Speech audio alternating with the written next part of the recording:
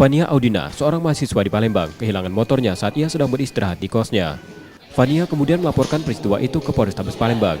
Menurut keterangannya, ia baru saja selesai kuliah beristirahat di rumah kos temannya. Namun setelah meninggalkan motor sejenak, ia mendapati motornya sudah tidak ada lagi di halaman rumah kos. Diduga pelaku pencurian berjumlah 2 orang.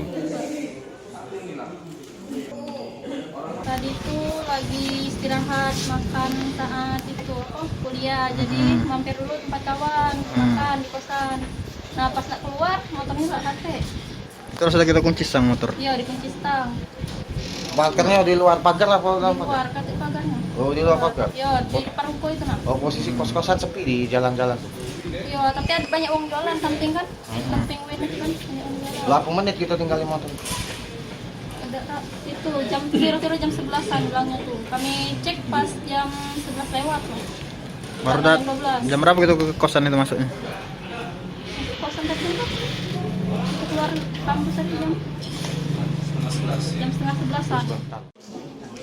Saat ini laporan Fania sedang ditangani Polrestabes Palembang. Yudi Kiswanto, Kompas TV, Palembang, Sumatera Selatan.